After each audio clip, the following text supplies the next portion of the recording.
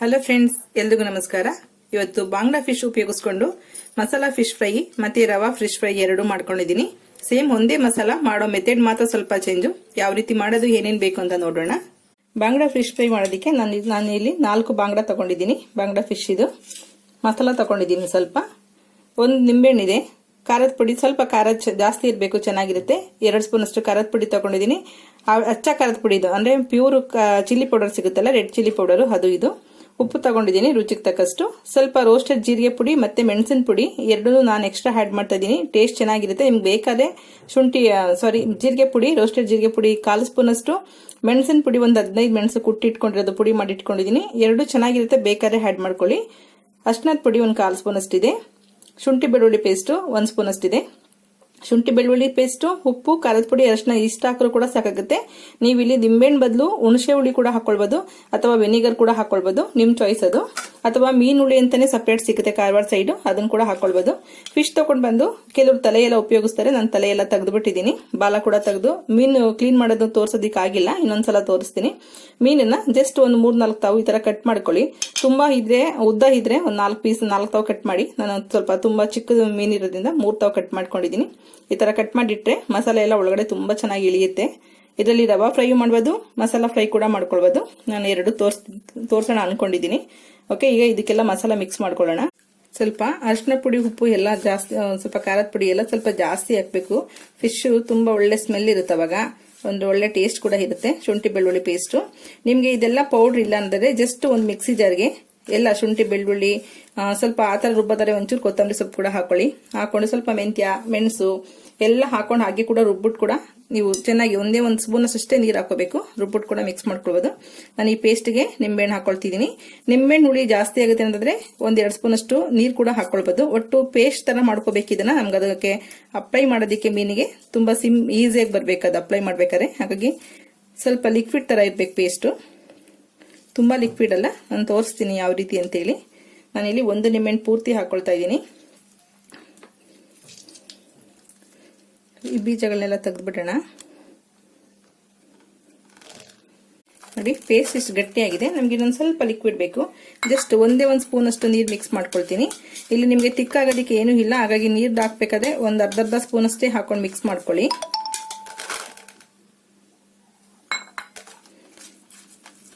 ಒಂದೇ ಸಲ ನೀರು ಜಾಸ್ತಿ ಆಗ್ಬಿಟ್ರೆ ತುಂಬಾ ಲಿಕ್ವಿಡ್ ತರ ಆಗ್ಬಿಡುತ್ತೆ. ಓಕೆ, ಇಷ್ಟ ಆದ್ರೂ ಸಾಕಾಗುತ್ತೆ. ಈಗ ಫಿಶ್ ನ ಚೆನ್ನಾಗಿ ತೊಳೆದು ಬಾಲ ಮತ್ತೆ ತಲೆ ಎಲ್ಲ ಕಟ್ ಮಾಡಿ ಇಟ್ಕೊಂಡಿದ್ದೀನಿ. ಈ ತರ ಬೆಂಡ್ ಮಾಡಿ ಹಚ್ಬೇಕು ಮಸಾಲನೆಲ್ಲ, ತುಂಬಾ ಚೆನ್ನಾಗಿ ಒಳಗಡೆ ಹೋಗುತ್ತೆ. ಹಚ್ಬಿಟ್ಟು ಇದನ್ನ ಜಸ್ಟ್ ಒಂದು ಎಮರ್ಜೆನ್ಸಿನ ಒಂದು 10 ನಿಮಿಷ ಬಿಡಬೇಕು. ನಾನಿಲ್ಲಿ 1 ಗಂಟೆ ಅಷ್ಟು ಸ್ವಲ್ಪ ನೆನೆಸಿ ಇಡ್ತೀನಿ. ಫ್ರಿಜ್ ಅಲ್ಲಿ ಇಡೋದಾದ್ರು ಕೂಡ ಒಂದು ಡಬ್ಬಿನಲ್ಲಿ ಹಾಕ್ಬಿಟ್ಟು ಇಡ್ಬೋದು.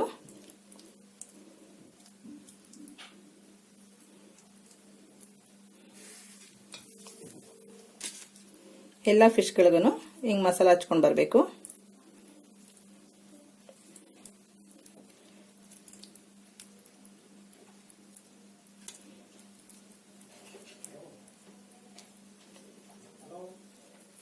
ಓಕೆ, ಈ ತರ ಹಚ್ಚಿ ಎಲ್ಲ ಎತ್ತಿಡೋಣ. ಈಗ ಮಸಾಲೆ ಎಲ್ಲ ಹಚ್ಚಿ ಒಂದು ಡಬ್ಬಿಗೆ ಹಾಕೊಂಡಿದ್ದೀನಿ. ಇದನ್ನ ಫ್ರಿಜ್ ನಲ್ಲಿ 1 ಗಂಟೆ ಅಷ್ಟು ನೆನೆಯೋದಕ್ಕೆ ಇಡೋಣ. ಮಿಕ್ಕಿರೋ ಮಸಾಲೆ ಕೂಡ ಎಕ್ಸ್ಟ್ರಾ ಇರೋದನ್ನು ಕೂಡ ಇದಕ್ಕೆ ಹಾಕಿಡಿ. ಸ್ವಲ್ಪ ಗಟ್ಟಿ ಇದೆ ಮಸಾಲೆ ನೋಡೋದಿಕ್ಕೆ, ಅದು ಉಪ್ಪೆಲ್ಲ ಹಾಕಿರೋದ್ರಿಂದ ಸ್ವಲ್ಪ ನೀರು ಬಿಟ್ಕೊಳ್ಳುತ್ತೆ.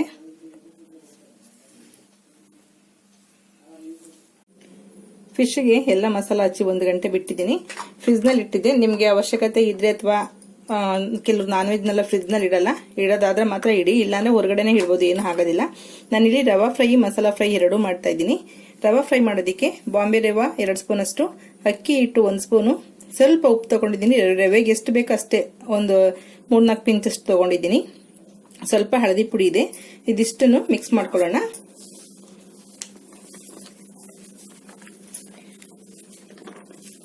ನಾನು ಕವರ್ ಮೇಲೆ ಹಾಕೊಳ್ಳೋದ್ರಿಂದ ಈ ತರ ನಮ್ಗೆ ಮಿಕ್ಸ್ ಮಾಡೋದಕ್ಕೆ ಈಸಿ ಆಗುತ್ತೆ. ಫಿಶ್ಗೆ ಹಚ್ಚೋದಕ್ಕೆ ಕೂಡ ತುಂಬಾ ಈಸಿ ಆಗುತ್ತೆ. ನೋಡಿ, ಇದು ಮಿಕ್ಸ್ ಆಯ್ತು.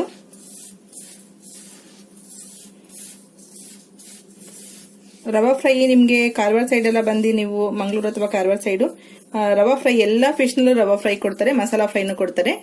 ಎರಡು ತರ ಸಿಗುತ್ತೆ. ನೀವು ಯಾವ್ದು ಕೇಳ್ತೀರಾ ಅದನ್ನ ಮಾಡ್ಕೊಡ್ತಾರೆ. ಕೆಲವರು ರವಾ ಫ್ರೈ ಗೊತ್ತಿಲ್ಲ, ನೀವೇ ಹೊಸದಾಗಿ ಮಾಡ್ತೀರಾ ಅಂತ ಹೇಳ್ತೀರಾ. ಇಲ್ಲ, ನಾನು ಹೋಟ್ಲಲ್ಲಿ ನೋಡಿನೇ ಮಾಡ್ತಾ ಇರೋಂಥದ್ದು. ಇಲ್ಲೆಲ್ಲ ಸ್ವಲ್ಪ ರವಾ ಫ್ರೈ ತುಂಬಾ ಫೇಮಸ್, ನನ್ಗೆ ತುಂಬಾ ಫೇವ್ರೇಟ್ ರವಾ ಫ್ರೈ. ಹಾಗಾಗಿ ರವಾ ಫ್ರೈ ಮತ್ತೆ ಮಸಾಲಾ ಫ್ರೈ ಎರಡೂ ಮಾಡ್ತಾ ಇದ್ದೀನಿ. ಈಗ ಪ್ಯಾನ್ ಅಲ್ಲಿ ಒಂದು 3 ಸ್ಪೂನ್ ಅಷ್ಟು ಎಣ್ಣೆ ಹಾಕೊಂಡು ಬಿಸಿ ಮಾಡ್ಕೊಂಡಿದ್ದೀನಿ. ಬಿಸಿ ಆಗಿದೆ, ಸ್ಟವ್ ಸಿಮ್ ಮಾಡ್ಕೊಳ್ಳೋಣ. ಈಗ ಇದು ಕೊತ್ತಂಬರಿ ಸೊಪ್ಪೆಲ್ಲ ಬಿಡಿಸ್ಕೊಂಡು ಅದ್ರ ಕಡ್ಡಿ ಅಷ್ಟೇ, ಅಂದ್ರೆ ಒಂದು ಒಳ್ಳೆ ಫ್ಲೇವರ್ ಬರಲಿ ಅಂತ ಅಷ್ಟೇ ಹಾಕ್ತಾ ಇದ್ದೀನಿ. ನಾನು ಮೊದಲು ಮಸಾಲಾ ಫ್ರೈ ಮಾಡ್ಕೊಳ್ತೀನಿ.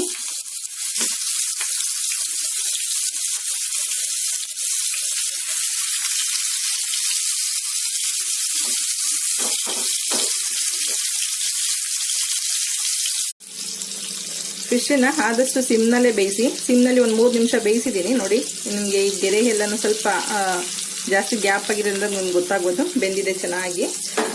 ತುಂಬ ಹೈ ಫ್ಲೇಮ್ ಮಾಡಬೇಡಿ, ಮಸಾಲೆ ಎಲ್ಲ ಸೀದೋದಂಗೆ ಸ್ಮೆಲ್ ಬರುತ್ತೆ. ಮತ್ತೆ ಸ್ವಲ್ಪ ಮುಚ್ಚಿಟ್ಬಿಟ್ಟು ಇನ್ನೊಂದು 2 ನಿಮಿಷದಷ್ಟು ಫ್ರೈ ಮಾಡ್ಕೊಳ್ಳೋಣ.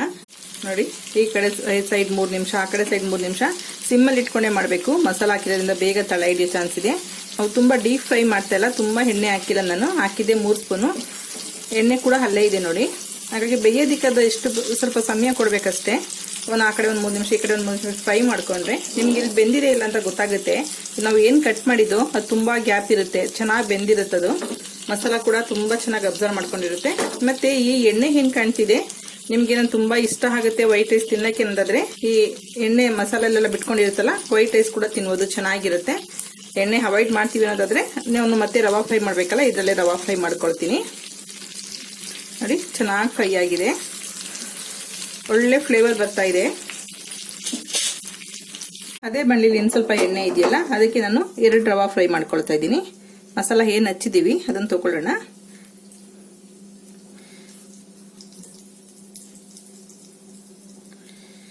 ಜಸ್ಟ್ ಹಿಂಗ್ ಪ್ರೆಸ್ ಮಾಡಿ.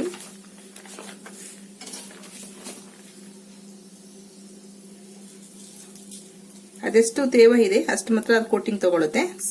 ಅಷ್ಟೇ ಬಲವಂತವಾಗಿ ಇದನ್ನ ಕೋಟಿಂಗ್ ಮಾಡಕ್ ಹೋಗ್ಬೇಡಿ. ಜಸ್ಟ್ ಅದು ತೇವ ಆದಾಗ ಜಸ್ಟ್ ಹಿಂಗ್ ಪ್ರೆಸ್ ಮಾಡಿ, ಅದೇ ಎಣ್ಣೆ ಇದೆಯಲ್ಲ ಆ ಎಣ್ಣೆ ಒಳಗಡೆ ಇದನ್ನ ನಿಧಾನಕ್ಕೆ ಇಡೋಣ.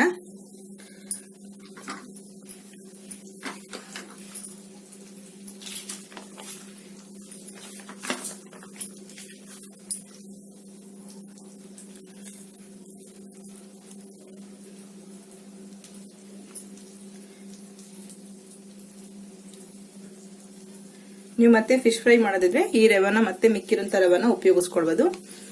ನಾವು ಮಿಕ್ಸ್ ಮಾಡಿದಂಥ ರವಾನಲ್ಲಿ ಇನ್ನ ಎಷ್ಟು ಮಿಕ್ಕಿದೆ, ನೀವು ಮತ್ತೆ ಇದನ್ನ ಫ್ರಿಜ್ ನಲ್ಲಿ ಎತ್ತಿಟ್ಕೊಂಡು ಬೇಕಂದ್ರೆ ಉಪಯೋಗಿಸ್ಕೊಳ್ಬೋದು. ಇಲ್ಲಿ ರವಾ ಫ್ರೈ ಆಗ್ತಿದೆ. ರವಾ ಫ್ರೈಗೆ ಇಟ್ಟಿದೀವಲ್ಲ, ಒಂದು 3 ನಿಮಿಷ ಬಿಟ್ಟಿದೆ, ಸಿಮ್ ಮಾಡಿ 3 ನಿಮಿಷ ಬೇಯಿಸ್ಬಿಟ್ಟು ತಿರುವಾಕಿದೀನಿ. ಉಲ್ಟಾ ಮಾಡಿ ಮತ್ತೆ ಇದನ್ನ ಮುಚ್ಚಿಬಿಟ್ಟು ಮತ್ತೆ ಒಂದು 3 ನಿಮಿಷ ಬೇಯಿಸ್ಕೊಳ್ಳೋಣ. ಸಿಮ್ಮಲ್ಲಿ ಇರಬೇಕು, ಸ್ಟವ್ ಹೈ ಫ್ಲೇಮ್ ಮಾಡಿ. ನೋಡಿ, ರವಾ ಫ್ರೈ ಕೂಡ ಆಗಿದೆ. ಆದಷ್ಟು ಸ್ವಲ್ಪ ಕಲರ್ ಚೇಂಜ್ ಆಗೋ ತನಕ ಚೆನ್ನಾಗಿ ಫ್ರೈ ಮಾಡಿ, ಸಿಮ್ಮಲ್ಲೇ ಫ್ರೈ ಮಾಡಿ. ಒಳಗಡೆ ಎಲ್ಲ ಫಿಶ್ ಬೇಯಬೇಕಾಗುತ್ತೆ, ಇಲ್ಲಾಂದ್ರೆ ಹಸಿ ಹಸಿ ಅನ್ಸುತ್ತೆ, ಚೆನ್ನಾಗಿರೋದಿಲ್ಲ.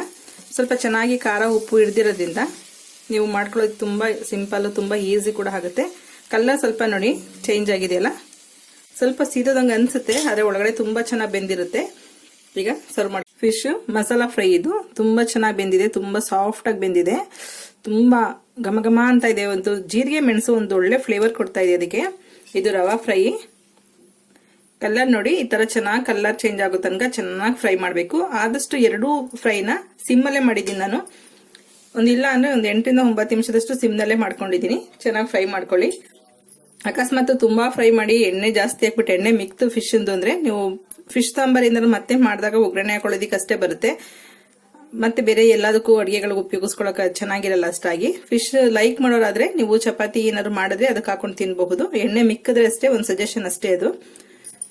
ಬಾಂಗ್ಡಾ ಫಿಶ್ ಅಲ್ಲಿ ತುಂಬಾ ಮುಳ್ಳಿರಲ್ಲ, ಮಧ್ಯದಲ್ಲಿ ಮಾತ್ರ ಒಂದು ಮುಳ್ಳಿರುತ್ತೆ, ಸಣ್ಣ ಸಣ್ಣ ಮುಳ್ಳಿರಲ್ಲ. ಅದಕ್ಕೋಸ್ಕರ ತುಂಬಾ ಜನ ಇದನ್ನ ಫ್ರೈಗೆ ಇಷ್ಟಪಡ್ತಾರೆ.